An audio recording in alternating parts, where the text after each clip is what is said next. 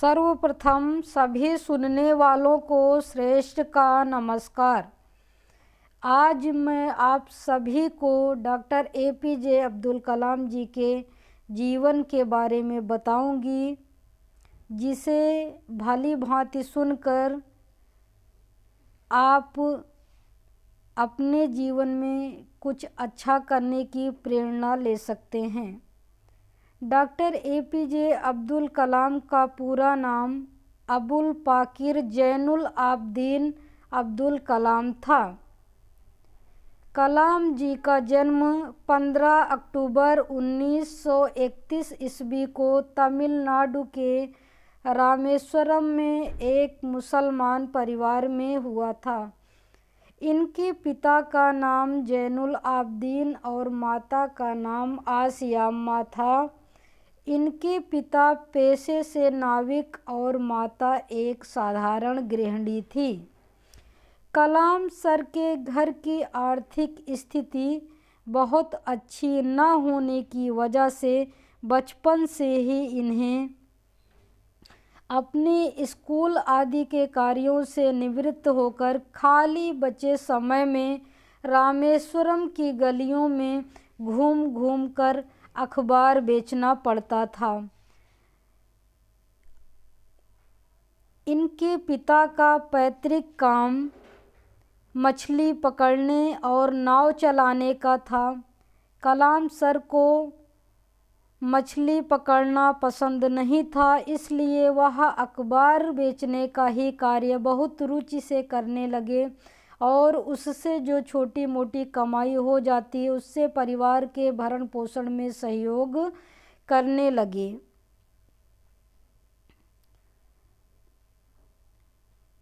बचपन से ही कलाम सर को कई चीज़ें सीखने की लालसा बनी रहती। वह नई चीज़ों को बड़ी उत्सुकता से सीखते थे। वह पढ़ने में तो सभी बच्चों जैसे ही थे। शुरुआती दिनों में कोई विलक्षण प्रतिभा नहीं थी। धीरे धीरे जिज्ञासा बढ़ती गई और जिज्ञासा की खोज में निरंतर प्रयास करते हुए उन्होंने जो मुकाम पाया वो आज हम सभी के सामने है। उनमें बचपन से ही पढ़ाई की भूख थी। वह घंटों घंटों भर किताबों में ही खोए रहते थे। उन्होंने अपनी स्कूली शिक्षा रामनाथपुरम स्कूल से पूरी की। उसके बाद वे तिरुचिरापल्ली के सेंट जोसेफ कॉलेज में दाखिल हुए और वहीं से उन्होंने भौतिक विज्ञान में स्नातक की पढ़ाई पूरी की। स्नातक की पढ़ाई पूरी करने के बाद 1955 ईस्वी में एरोस्पेस से इंजीनियरिंग करने के लिए वे मद्रास चले गए और 1960 में उन्होंने मद्रास इंस्टीट्यूट ऑफ टेक्नोलॉजी से इंजीनियरिंग की पढ़ाई पूरी की। डॉक्टर APJ अब्दुल कलाम भारत के विख्यात वैज्ञानिक और संविधानविद कहलाए। वे भारत के 11वें राष्ट्रपति भी बने। उन्होंने देश के महत्वपूर्ण संगठनों DRDO और इसरो में महत्वपूर्ण पद पर कार्य भी किए। डॉक्टर कलाम 1998 के पोखरण परमाणु परीक्षण में भी महती भूमिका निभाए। डॉक्टर APJ अब्दुल कलाम के अंतरिक्ष कार्यक्रमों और मिसाइल के विकास कार्यक्रमों के साथ निरंतर जुड़े रहने की वजह से ही उन्हें मिसाइल मैन की भी संज्ञा प्रदान की गई। वर्ष 2002 में वे भारत के राष्ट्रपति चुने गए और 5 वर्षों तक देश और समाज की सेवा की। उनके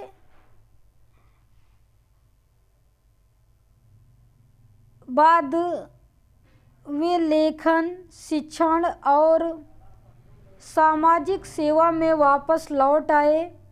कलाम सर को भारत के सर्वोच्च नागरिक सम्मान भारत रत्न सहित देश दुनिया के तमाम प्रतिष्ठित पुरस्कारों से भी नवाजा गया। वर्ष 1998 में डॉक्टर कलाम ने हृदय चिकित्सक श्री सोमा राजू के साथ मिलकर एक कम दाम वाले कोरोनरी स्टेंट का निर्माण किया। बाद में इसे कलाम राजू स्टेंट के नाम से भी पुकारा जाने लगा। कलाम सर हमेशा ही युवा पीढ़ी के लिए प्रेरणा स्रोत रहे। युवा पीढ़ी को बेहतर बनाने की वे हमेशा बातें किया करते थे, जिसकी वजह थी कि उन्होंने युवाओं के लिए व्हाट कैन आई गिव पहल भी शुरू की, जिसका मूल उद्देश्य भ्रष्टाचार का उन्मूलन था। देश की युवा पीढ़ी कलाम जी के इस नेतृत्व की क्षमता को देखते हुए उनमें बहुत अधिक आस्था और विश्वास रखने लगी। उनकी इस बढ़ती लोकप्रियता को देखकर उन्हें 2 बार सन 2003 और 4 में MTV youth icon of the year award से भी सम्मानित किया गया। 2011 में प्रदर्शित फिल्म आई एम कलाम इन्हीं के जीवन से प्रभावित होकर बनी एक मोटिवेशनल या प्रेरणादायक फिल्म है। इन्होंने कई पुस्तकें भी लिखी, जैसे India 2020 a vision for the new millennium, wings of fire, an autobiography, ignited minds,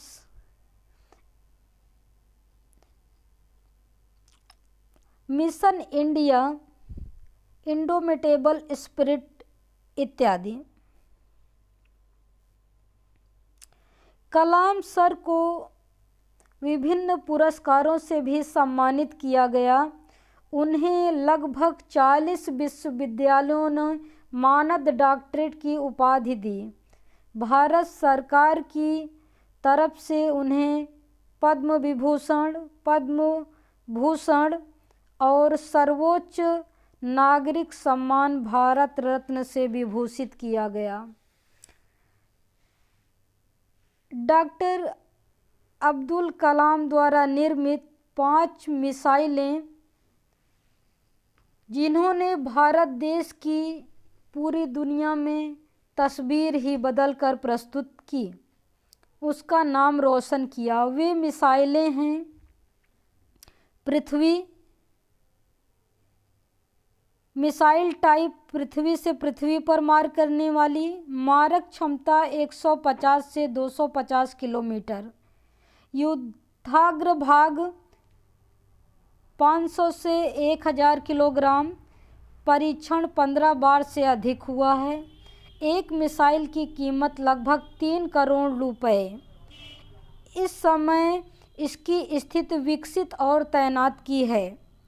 दूसरी मिसाइल कलाम जी द्वारा जो बनाई गई वह आकाश है, जो पृथ्वी से वायु में मारने वाली मिसाइल है। इसकी मारक क्षमता 25 किलोमीटर तक की है। युद्धाग्र भाग 55 किलोग्राम का है। परीक्षण लगभग 10 बार हो चुका है। एक मिसाइल की कीमत 1 करोड़ रुपए है। इसकी स्थिति विकास और तैनात की ही है। तीसरी मिसाइल का नाम त्रिशूल है। इसका भी टाइप पृथ्वी से हवा में या वायु में मार करने का है। मारक क्षमता 500 मीटर से 9 किलोमीटर तक है। युद्धाग्र भाग 15 किलोग्राम का है। परीक्षण 30 बार से भी अधिक है। एक मिसाइल की कीमत 45 लाख रुपए है। विकसित और तैनात की पोजीशन में है। इसके बाद नंबर आता है नाग का। नाग टैंक प्रतिरोधी या टैंक नष्ट करने वाली एक मिसाइल है। इसकी मारक क्षमता 5 किलोमीटर तक है। परीक्षण 35 बार से अधिक हुआ है। एक मिसाइल की कीमत 25 लाख रुपए। विकसित और तैनात की पोजीशन में है। लास्ट अग्नि मिसाइल। अग्नि मिसाइल मध्यम दूरी का प्रक्षेपास्त्र है। मारक क्षमता 2500 किलोमीटर है। वारहेड या युद्धाग्र भाग 1 टन का है। परीक्षण 7 से अधिक बार हो चुका है। एक मिसाइल की कीमत लगभग 8 करोड़ रुपए है। इस समय विकसित और तैनात की पोजीशन में है। डॉक्टर कलाम की अवधारणा थी, जब लोग उनसे पूछते थे कि सर आपने शादी क्यों नहीं की, कलाम सर का कहना था मैंने शादी इसलिए नहीं की क्योंकि जनाब मेरी शादी तो विज्ञान से पहले ही हो चुकी है। कलाम सर को भारतीय होने पर गर्व था। वह एक महान देश भारत के नागरिक थे। वे हमेशा से ही भारत की सेवा करना चाहते थे। उनका मानना था, वे कहते थे कि विज्ञान वैदिक साहित्य की तरह सरस और संवेदनशील है। कलाम सर अपने आप को कहते थे कि मैं शुद्ध देसी आदमी हूँ। इस देश की मिट्टी, पानी और हवा मुझ में बेपनाह समाई हुई है।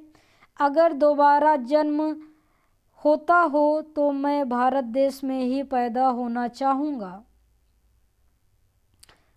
भारतीय संस्कृति, भारत के लोगों से उनका गहरा नाता था।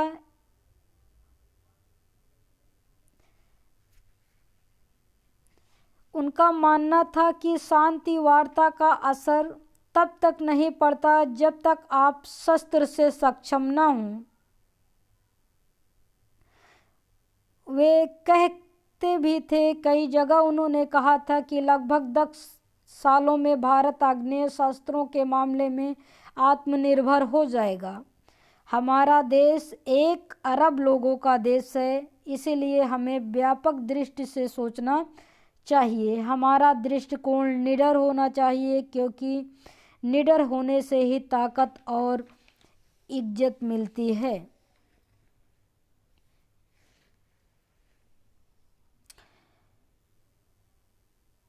डॉक्टर कलाम एक सच्चे मुसलमान थे। वे शुद्ध शाकाहारी थे, कर्म के पुजारी और अविवाहित थे। डॉक्टर कलाम ने एक बार अपने बातचीत के दौरान कहा था, यदि मैं शादीशुदा होता तो जो उपलब्धियां आज मुझे हासिल हुई हैं उसमें से आधी भी नहीं मिल पाती। बम बारूद और मिसाइल की कल्पनाएं और योजनाओं में वे 18 से 20 घंटे व्यतीत करते थे। उनकी प्रतिदिन की यही दिनचर्या होती थी। फुर्सत की क्षणों में वे रुद्र बीड़ा बजाते थे, कभी शास्त्रीय संगीत के सुरों में सरोबार हो जाते। उनको सुनकर उनकी आत्मा को तृप्ति मिलती। यही विशेषता है इस शास्त्रीय व्यक्तित्व डॉक्टर कलाम जी का। कलाम जी को कन्नड़ सुनना बहुत पसंद था। उन्होंने अपने अनुसंधान कार्यों में व्यस्त रहते हुए भी अपने संगीत की रुचि को नहीं छोड़ा। फ़ोन के माध्यम से वे अपने चाहने वालों के संपर्क में बने रहते थे। जब भी ज़रूरत पड़ती वे अपने परिवार और चाहने वालों की हर संभव मदद करते। उन्होंने कभी भी अपने पद और प्रतिष्ठा का दुरुपयोग नहीं किया, न ही कभी अपने नाते रिश्तेदारों को नौकरी वगैरह दिलवाई। वे कहते थे, खुदा उन्हीं की मदद करता है जो अपनी मदद स्वयं करते हैं।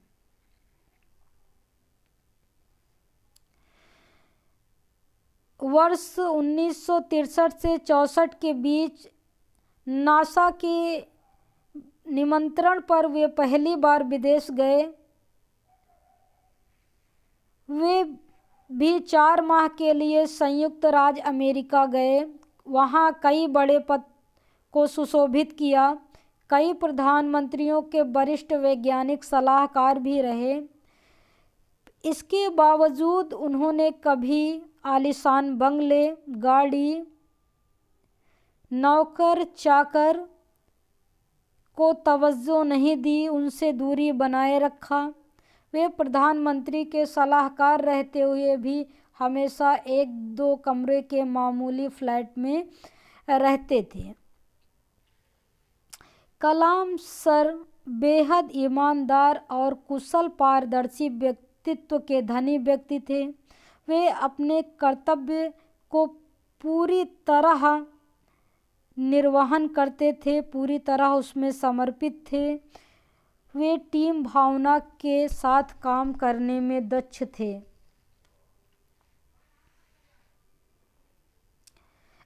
ऐसे थे हमारे कलाम सर।